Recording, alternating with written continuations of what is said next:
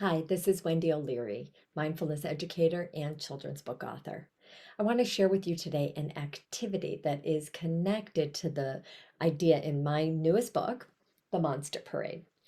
So, the activity that I'm going to share with you today is something that can be done with one child, in your home, or a child you care for, or with groups of children. And it also has a whole range of ways you could do it. So, I'm going to share with you sort of a basic way to do a monster parade. And then I'll share some ideas for elaboration at the end. So, one of the ways that we can do a monster parade is to really give these simple instructions, telling children that we are going to be making a monster parade today. And I'm going to be telling you a monster to be. It's going to be a feeling, an emotion. I'll say the emotion and I'm going to put on music. And when I put on the music, we're going to march around like that monster. And then when I stop the music, I want you to freeze as the monster.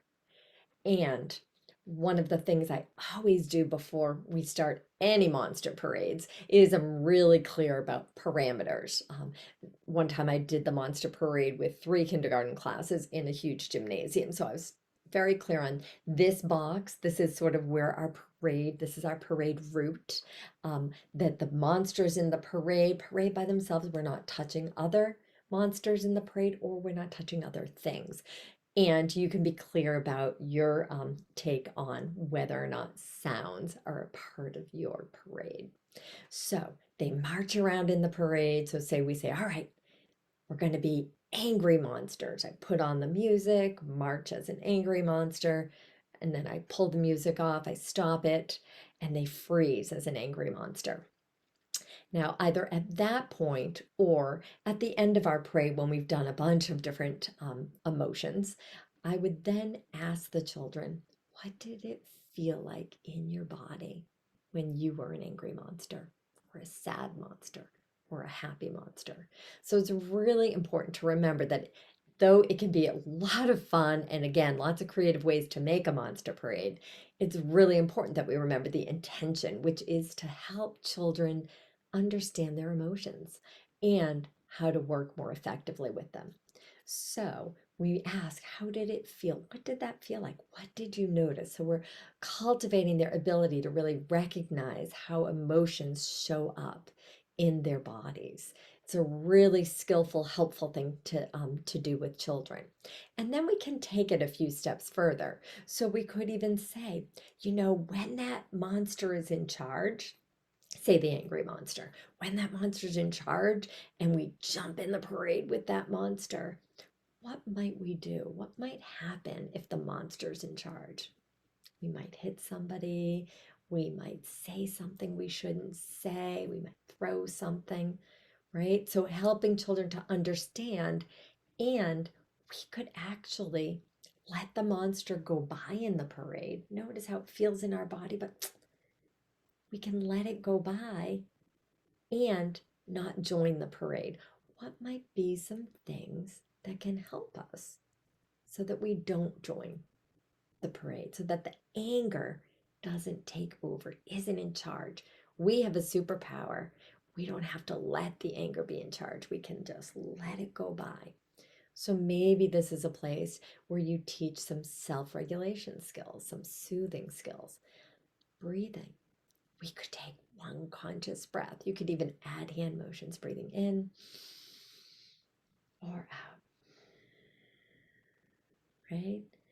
And a lot of times I will actually use those regulation skills in between.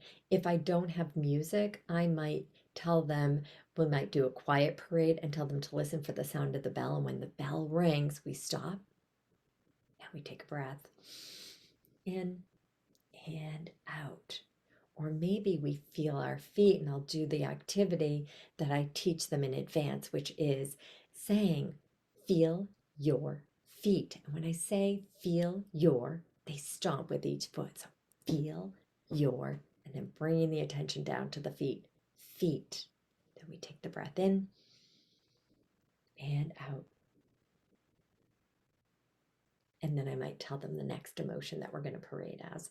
So you can play with it in different ways. You can even do a craft activity in advance so they can start to identify some of the monsters that might show up in their parade, or have a mask or a hat that uses different monsters that they could play with. So lots of different creative ways to play with this.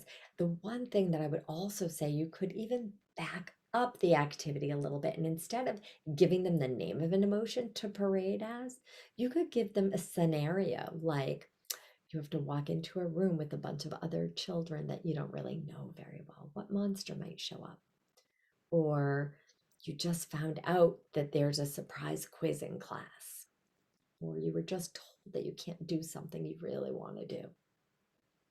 What monster might show up? So again, we're helping them to start to identify, because their capacity to identify their emotions, name them, feel them in their body, and understand that they're okay. They're just passing by. We don't have to jump in and join them. Really gives them more power around emotional regulation. So thank you so much for joining me, and I hope that you'll check out the Monster Parade and the other activities which are at the back of the book. Thank you so much.